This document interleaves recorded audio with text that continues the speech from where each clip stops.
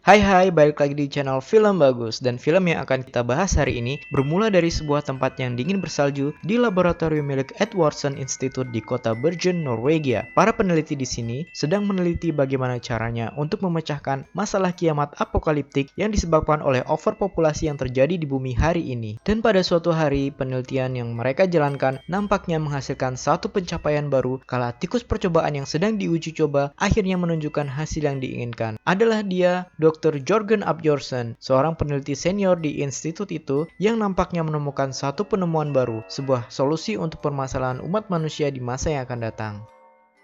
5 tahun kemudian di suatu forum ilmuwan dunia, kita dibawa pada satu sesi seminar ilmiah yang digagas oleh Dr. Jørgen Abjorsen dan para koleganya. Di forum ilmiah ini, mereka akan mempresentasikan hasil penelitian bertahun-tahun yang telah mereka lakukan yang diklaim menjadi solusi jangka panjang untuk permasalahan overpopulasi dan menipisnya sumber daya alam di bumi. Dan solusi itu adalah berupa proses pengecilan ukuran manusia menjadi berkali-kali lipat lebih kecil dari ukuran normal, sehingga akan lebih sedikit sumber daya alam dan ruang hidup yang dibutuhkan, serta lebih sedikit limbah yang dihasilkan yang akan mengurangi tekanan kerusakan di muka bumi. Dr. Jørgen sendirilah yang menjadi bukti bahwa proses pengecilan ukuran ini sangat mungkin dan aman untuk dilakukan, dan dia dan istrinya beserta sekelompok relawan telah berhasil melalui proses pengecilan dan kini telah menjalani hidup seperti biasanya dalam suatu koloni pemukiman masyarakat kecil pertama di suatu tempat di Norwegia. Berita keberhasilan ini pun dengan cepat menyebar ke berbagai penjuru dunia, seperti yang diharapkan, sehingga nantinya akan lebih banyak orang yang berpartisipasi untuk menyelamatkan bumi dengan menjalani proses pengecilan tubuh ini.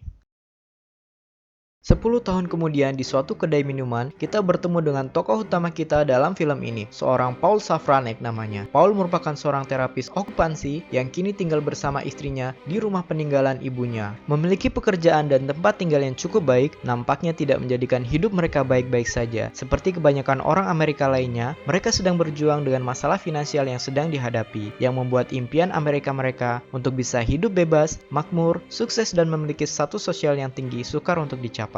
Hal ini tentu saja paling berdampak pada Paul sebagai kepala keluarga dan pencari nafkah. Pikirannya terus terbebani untuk mencari cara bagaimana mencapai kebahagiaan itu. Hingga pada suatu hari, di sebuah acara reuni, mereka terpana oleh kedatangan Dave dan Carol, teman lama Paul di SMA yang telah menjalani proses pengecilan ukuran. Lama tak berjumpa, mereka pun berbincang-bincang banyak hal. Namun satu yang menarik adalah mengenai proses pengecilan yang telah lama mereka jalani, terutama masalah keuangan yang menjadi faktor pendorong di baliknya. Dalam kesempatan itu, Dave bercerita bahwa tujuan sebenarnya dari proses pengecilan ini adalah solusi untuk memecahkan problem keuangan yang dimiliki oleh setiap orang yang menjalaninya, di mana nilai uang yang dimiliki saat berukuran normal akan berkali-kali lipat naik nilainya saat kita menjalani proses pengecilan nanti.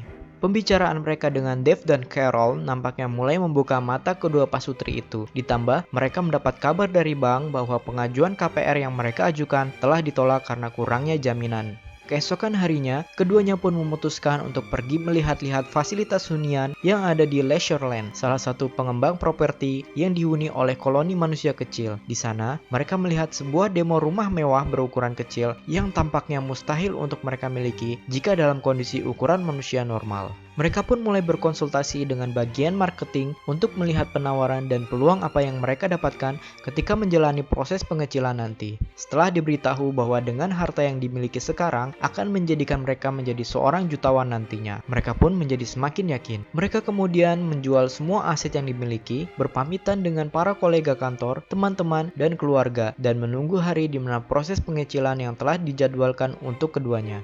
Dan pada hari yang sudah ditentukan, Paul dan istrinya kemudian pergi menuju ke pusat medis untuk menjalani proses pengecilan ukuran tubuh. Sebelum prosedur dilakukan, mereka berdua saling berpamitan karena akan menjalani proses pengecilan di ruangan yang berbeda, serta tetap saja akan ada risiko kegagalan dalam prosesnya yang dapat berujung pada kematian. Di ruang perawatan, Paul mulai menjalani tindakan dengan cara digunduli seluruh rambut yang ada pada tubuhnya. Gigi-giginya pun dicabuti satu persatu karena gigi tidak bisa mengecil.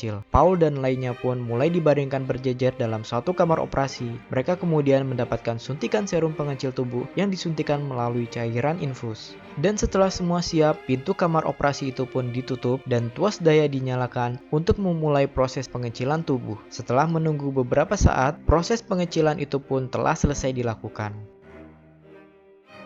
Para perawat yang ada kemudian mulai masuk ke dalam kamar itu dan mengambil satu persatu manusia yang telah mengecil itu dengan menggunakan spatula. Mereka pun kemudian dipindahkan menuju ruang pemulihan untuk menjalani pemulihan pasca pengecilan tubuh. Di ruang pemulihan, Paul terkaget ketika seorang perawat datang dengan membawa sebungkus biskuit dengan ukuran yang super besar. Hal itu ternyata adalah candaan untuk mengingatkannya bahwa sekarang ia telah mengecil. Paul pun penasaran dan bertanya kepadanya di mana istrinya berada, karena seharusnya mereka berdua berada di ruang pemulihan yang sama. Perawat itu pun mencoba untuk mencari tahu keberadaan istri Paul. Ia kemudian datang kembali dengan membawa sebuah telepon untuk Paul. Ternyata itu adalah telepon dari istrinya yang kabur dari proses pengecilan. Ia tidak rela harus meninggalkan teman-temannya, keluarga, dan hal-hal lain di kehidupan manusia berukuran normal lainnya. Mendengar hal itu, Paul pun marah dan kecewa. Istrinya yang amat dicintainya meninggalkannya sendiri menjadi manusia kecil. Sebab pengecilan tubuh ini ia lakukan semata-mata untuk membahagiakan istrinya itu. Setelah pulih dari proses pengecilan ukuran, Paul pun keluar dari rumah sakit dan akan memulai kehidupan barunya sebagai manusia kecil. Ia pun diantar untuk menuju ke hunian yang telah dipesan sebelumnya. Rumah itu sangatlah besar, dengan lantai bertingkat dan ruang khusus untuk semua baju mahalnya. Namun, semua kemewahan itu tidak ada lagi artinya baginya. Ia kini harus menjalani hidupnya seorang diri tanpa istrinya. Paul pun melewati malam pertamanya itu dengan menonton berita di TV yang menyiarkan kabar ditemukannya manusia-manusia kecil yang menyelundup masuk dari Vietnam ke Amerika dengan cara bersembunyi di dalam kotak TV. Sayangnya, hanya satu orang wanita dari 17 orang penyelundup tersebut yang berhasil bertahan hidup. Setahun kemudian, Paul harus menandatangani surat perceraian. Istrinya yang meninggalkannya itu kini menggugatnya cerai dan mengklaim pembagian harta kekayaan. Hal ini pun menyebabkan Paul harus rela meninggalkan rumah mewahnya dan mulai bekerja kembali untuk menghidupi dirinya. Selain bekerja, ia pun melakukan hal-hal lain seperti menghadiri undangan ulang tahun dan berkencan dengan wanita untuk mengusir kesepiannya. Namun hubungan percintaannya dengan wanita itu dengan cepat kandas karena perbedaan prinsip. Paul pun kemudian datang ke sebuah pesta yang diadakan oleh tetangga apartemennya. Pria itu bernama Dusan, seorang bisnismen yang menyediakan barang-barang mewah untuk manusia kecil. Dusan pun mengenalkannya juga pada Conrad, seorang kapten sebuah kapal bernama Sonia. Conrad bercerita bahwa menjadi kapten kapal adalah profesi turun-temurun di keluarganya. Setelah berkenalan dengan banyak orang, Paul pun pergi ke sudut lain dari area pesta itu untuk berjoget dan teler bersama dengan tamu lainnya. Nampaknya, Paul benar-benar lupa dengan seluruh masalah yang terjadi dalam hidupnya dan sangat menikmati pesta yang sedang berlangsung itu. Keesokan harinya, Paul bangun dari tidurnya di lantai dengan wajah berantakan. Dusan menyuguhkannya kopi dan makanan sisa semalam untuk sarapan. Di sana, Paul bercerita bahwa dia sangat senang datang ke pesta itu karena bisa bertemu dengan banyak orang. Bahkan ia bertemu dengan seseorang dari koloni asli pertama manusia kecil yang berada di Norwegia. Saat masih berada di rumah Dusan, Paul melihat seorang cleaning service yang pincang kakinya. Ketika didekati, ternyata ia sedang mengambil obat-obatan dari dalam lemari obat. Cleaning service itu terkaget dengan kehadiran Paul. Paul pun mengatakan bahwa mencuri obat adalah hal yang tidak benar, berapapun sakitnya dirimu. Cleaning service itu kemudian mengatakan bahwa ia tidak mencuri obat itu. Dusan telah membolehkannya mengambil makanan dan obat-obatan yang telah lama dari rumahnya. Paul pun segera mengenali siapa cleaning service itu. Ia adalah orang yang pernah dilihatnya di berita tentang satu-satunya penyelundup kecil dari Vietnam yang berhasil selamat tiba di Amerika dalam kotak TV. Namanya adalah Ngoc Lan Tran dari Vietnam. Ia pun teringat bahwa kaki Ngoc telah diamputasi. Paul pun mencoba untuk melihat masalah di kaki prostetiknya yang menyebabkan Ngoc berjalan limpung. Setelah dilakukan pengecekan, ternyata kaki prostetik yang dipakai oleh Ngoc tidak cocok lagi dan harus diganti untuk menghindari kerusakan permanen pada lutut dan pinggul Ngoc. Mendengar hal itu, Ngoc pun mengajak Paul untuk mengunjungi rumahnya untuk memperbaiki kaki prostetiknya. Paul pun akhirnya pergi bersama Ngoc menggunakan kendaraan umum untuk menuju ke rumah Ngoc. Kendaraan umum yang ditumpangi membawa mereka menuju ke pinggiran kota dan terus menuju ke sebuah terowongan. Paul bertanya-tanya kemana sebenarnya tujuan mereka, kenapa harus melintasi sebuah terowongan. Ternyata, tujuan mereka adalah melintas keluar dari dinding pelindung kota. Di sana, terdapat beberapa bangunan usang dari kontainer bekas yang disulap menjadi rumah-rumah susun dengan sebuah lapangan luas di tengahnya untuk ditinggali oleh mereka, para pekerja kasar, dan kaum terpinggirkan yang tidak memiliki harta lebih untuk membeli sebuah properti yang layak di tengah kota. Ngok pun mengajak Paul untuk masuk ke dalam flat miliknya. Di sana, Paul bertemu dengan Gladys, teman sekamar Ngok, yang sedang sakit keras. Selama ini, Ngoklah yang merawat Gladys sendiri dengan memberikannya obat-obat pereda rasa sakit yang dia ambil dari rumah Dusan. Hari itu, Paul tak jadi memperbaiki kaki prostetik milik Ngok karena ia merasa kelelahan. Paul baru memiliki kesempatan untuk memperbaikinya pada kunjungan kedua ke rumah Ngok. Saat itu, ternyata Gladys telah meninggal karena salah minum obat. Paul pun kemudian mulai memperbaiki kaki prostetik milik Ngok. Saat itu, Ngok bercerita bahwa rumah dan desanya di Vietnam telah hilang karena proyek bendungan yang diadakan oleh pemerintah. Dan dia pun menjadi aktivis lingkungan yang memprotes hal itu. Karena terlalu keras memprotes, ia pun ditangkap oleh pemerintah, kemudian dipenjarakan dan dipaksa untuk menjalani pengecilan dan akhirnya berakhir dengan menyelundup masuk ke Amerika untuk menyelamatkan diri. Saat mendengar cerita Ngok, secara tak sengaja, Paul merusak kaki prostetik milik Ngok. Ia pun terlihat panik, karena pemesanan kaki prostetik baru milik Ngok membutuhkan beberapa waktu. Mau tidak mau, Paul pun harus membantu Ngok untuk beraktivitas sehari-hari. Ia bekerja untuk agen penyedia jasa cleaning service yang dikelola oleh Ngok. Ia menyedot debu, membersihkan dapur, membantu Ngok memberi makan kepada orang-orang yang membutuhkan, mengecek orang sakit, mengantarkannya ke gereja, dan membawanya kembali pulang ke flat miliknya. Suatu hari, Ngok dan rekan-rekannya mendapatkan order untuk membersihkan rumah Dusan. Dusan yang membukakan pintu, kaget dan tertawa karena melihat Paul dalam rombongan itu. Paul pun hanya bisa tertunduk malu. Paul menjelaskan bahwa kondisi ini hanya sementara, untuk beberapa minggu atau bulan, sampai kaki prostetik milik Ngok selesai dibuat oleh dokter. Mendengar hal itu, Dusan pun tertawa dan bersimpati untuk membantu Paul keluar dari situasi ini. Dusan kemudian mengajak Ngok untuk duduk bersama. Dusan hendak menyampaikan kabar yang ia karang bahwa dia dan Konrad harus segera pergi mengantarkan perbekalan yang dipesan oleh koloni asli orang kecil pertama yang berada di Norwegia. Dan karena barang yang dibawa banyak, makanya ia harus mengajak juga Paul untuk membantu mereka. Namun, rencana awal yang bertujuan untuk menyelamatkan Paul itu tidak berhasil. Mendengar rencana Dusan itu, Ngok malah secara sepihak menyatakan akan ikut dalam rombongan itu. Ia mengatakan bahwa dari dulu dia sudah sering diundang ke Norwegia oleh Dr. Jurgen Abjorsen karena penemu metode pengecilan manusia itu merasa bersalah bahwa penemuannya telah digunakan untuk memaksa dan menghukum orang menjadi kecil untuk melawan kehendaknya sendiri, seperti apa yang menimpa Ngok. Mendengar cerita Ngok dan tak enak karena melihatnya menangis, maka tak banyak yang bisa dilakukan ketiganya. Mereka tak sampai hati untuk menolak keinginan Ngok untuk ikut ke Norwegia.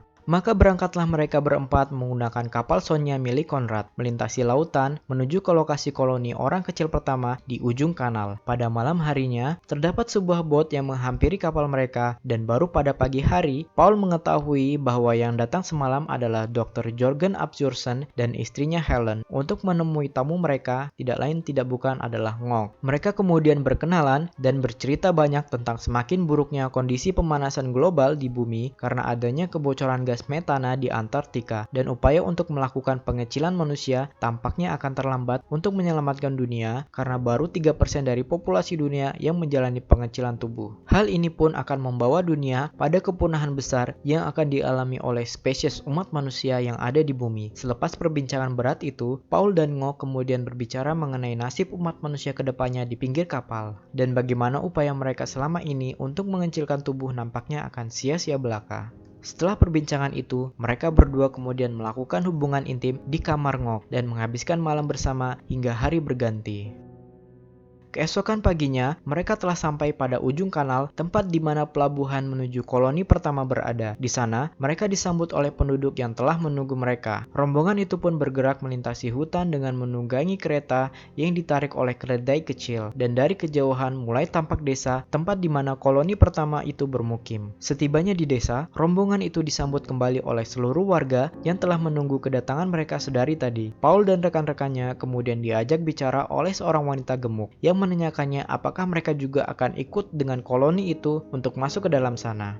Paul yang bingung dengan pertanyaan itu pun menanyakan kemana mereka akan pergi. Wanita gemuk itu pun mengajak Paul dan yang lainnya untuk melihat kemana koloni itu akan pergi. Di sana, Paul dan yang lainnya kemudian ditunjukkan sebuah bunker kiamat apokaliptik yang telah mereka bangun sejak awal untuk bertahan hidup dari kiamat yang akan segera datang. Di dalam bunker itu, mereka telah menyiapkan semua perbekalan dan kebutuhan hidup yang dapat menunjang kehidupan mereka selama kurang lebih 8.000 tahun lamanya dari generasi ke generasi sampai bumi kembali stabil untuk ditinggali oleh umat manusia. Paul pun terpana oleh rencana yang telah disiapkan oleh koloni itu.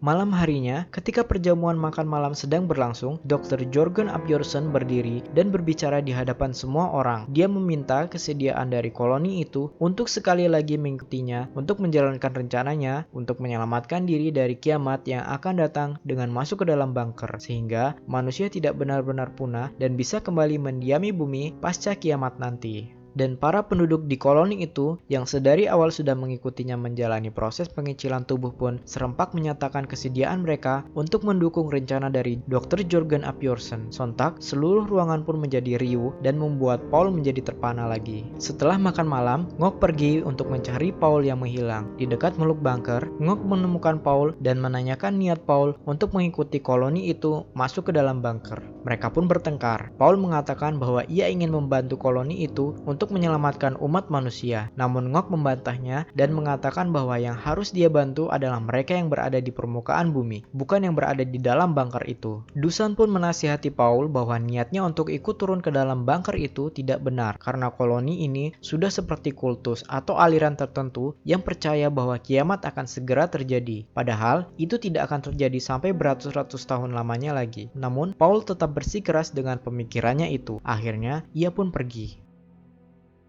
Keesokan harinya, koloni itu mengadakan pesta terakhir mereka di permukaan bumi. Paul pun ikut serta dalam pesta itu. Saat sedang asik-asiknya, Ngok datang dan mengajak bicara Paul. Ia menanyakan perasaan apa yang dimiliki Paul padanya ketika melakukan hubungan intim di dalam kapal pada malam itu. Paul pun bingung dengan pertanyaan dari Ngok. Sayangnya, jawaban Paul tidak memuaskan Ngok. Walaupun orang bilang ia kuat, tetap saja ia adalah wanita yang memiliki perasaan. Senja pun datang dan mereka semua berkumpul menghadap ke matahari terbenam untuk mengucapkan selamat tinggal pada matahari terakhir yang mungkin dapat mereka lihat dalam hidup mereka ke depannya. Suasananya tampak mengharu biru. Ngok dan Paul pun berdamai pada momen itu.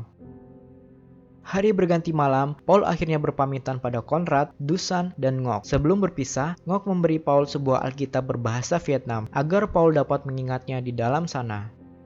Paul pun melangkah dengan yakin dan gagahnya meninggalkan mereka bertiga di luar sana untuk masuk menyusuri terowongan ke dalam bunker tersebut. Ia kemudian berkenalan dengan seorang warga yang mengatakan bahwa terowongan ini akan mengarah naik ke atas terlebih dahulu sebelum menurun ke bawah untuk menghindari banjir, dan mereka akan sampai ke dalam bunker setelah berjalan kurang lebih 11 jam lamanya nanti. Mendengar hal itu, hati Paul pun menjadi gamang. Ia mulai tidak yakin apakah ia benar-benar menginginkannya untuk melanjutkan perjalanan panjang ke dalam bunker itu. Dan tepat sebelum pintu terowongan ditutup, Paul pun lari terbirit-birit menenteng kopernya untuk menuju keluar dari terowongan itu, seperti apa yang sudah diramalkan oleh Dusan, bahwa tidak akan ada yang berhasil dengan rencana yang disusun oleh Paul. Paul pun datang dan menghampiri Ngok untuk menyatakan permintaan maafnya dan kemudian memeluknya. Keesokan harinya, mereka pun berangkat meninggalkan tempat itu untuk tujuan sesungguhnya dari sebuah perjalanan, yaitu rumah. Dan dari semua perjalanan hidup yang ia lalui, Paul akhirnya mendapatkan pelajaran hidup bahwa kebahagiaan itu akan diperoleh ketika kita bisa saling membantu sesama di sekitar kita yang mengalami kekurangan dan membutuhkan bantuan. Tidak perlu mencarinya jauh-jauh. Dan itulah akhir dari kisah Paul untuk kita hari ini. Terima kasih dan sampai jumpa.